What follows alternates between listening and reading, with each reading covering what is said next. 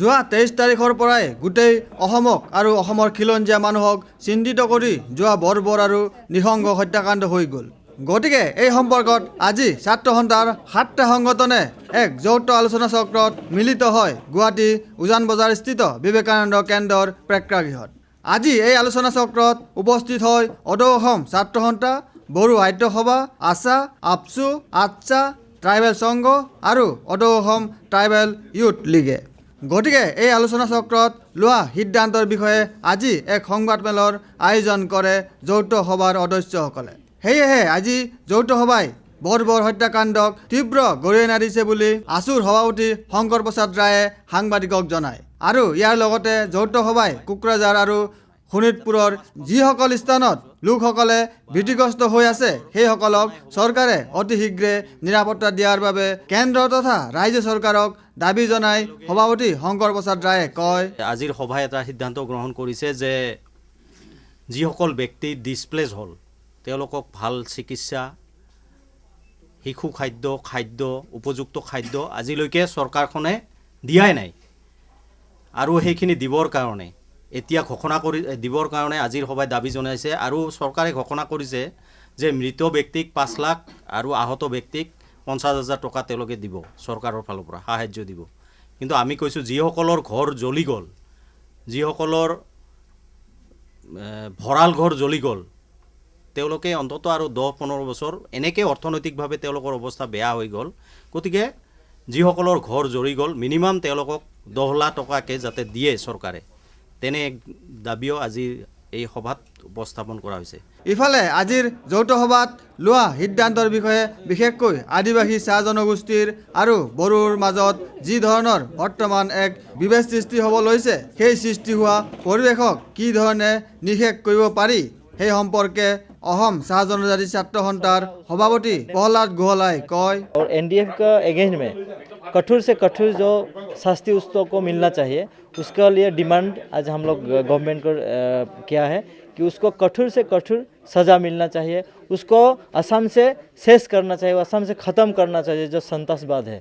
तो उसके बारे में भी विचार हुआ। फिर वो घटना के लेके हमारा 2 जो एथनिक कम्युनिटी है, बोडो एंड हमारा आदिवासी और टी गार्डन वर्कर जो कम्युनिटी है, वो कम्युनिटी का अंदर में अभी एक ऐसा माहौल बना हुआ है कि एक बोडो और आदिवासी जो है एक दूसरे को एक शत्रु जैसे देखने लगा है।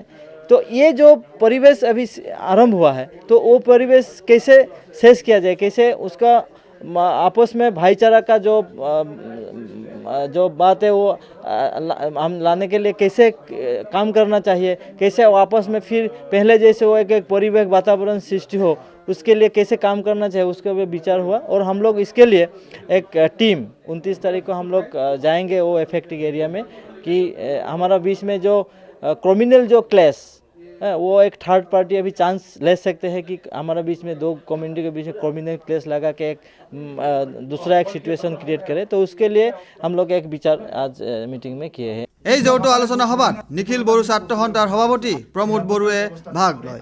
তেওঁ এই আলোচনা সভাৰ অন্তত সাংবাদিকক জনায় যে সেই ঘটনা প্ৰথম ঘটনা নহয়। গতিকে অসমত ইয়াৰ পূৰ্বে কেইবাবাৰো এনেকুৱা সংঘৰ্ষ হৈছে, কিন্তু চৰকাৰে জনসাধাৰণৰ বাবে দিয়া নিৰাপত্তা একেবাৰে নিম্নমানৰ আৰু সীমিত, এই বুলি নিখিল বড়ো ছাত্ৰ সন্থাৰ সভাপতি প্ৰমোদ বড়োৱে কয়। This is not first incident that peoples are suffering. In Assam, this kind of incident are repeatedly happening since last couple of decades. But from government side, the security arrangement is always poor. Always there is limitation in the security arrangement. On the other hand, these extremists and terrorists, that this whole the arms group, they are always active and they are doing whatever they want. That's why our demand is that we are united today, that both the affected community leaders are here, and we are giving a message that we must be restrained. Government should provide security as soon as possible. There should not be more casualty in 2012 due to lack of security deployment for 8 years, 8 days. There was lots of casualty and lots of this thing burning happened in the Kokrajhar and Lower Assam and different part of the Assam.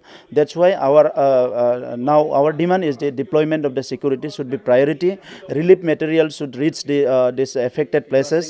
গতিকে আজিৰ এই যৌথ আলোচনা সভাৰ অন্তত সকলো দল সংগঠনে লোৱা সিদ্ধান্তৰ বিষয়ে অদৌ অসম ছাত্ৰ সন্থাৰ উপদেষ্টা অমুজ্জ্বল ভট্টাচাৰ্যই সকলো বিষয়ৰ ওপৰত গুৰুত্ব সহকাৰে লোৱা হৈছে বুলি তেওঁ কয়। We had discussed about the prevailing situation in Assam. We are condemning the barbaric killing of NDFB's Sanjidip group, and also the Assam government had failed miserably after getting intelligence input. Also, they didn't act upon it.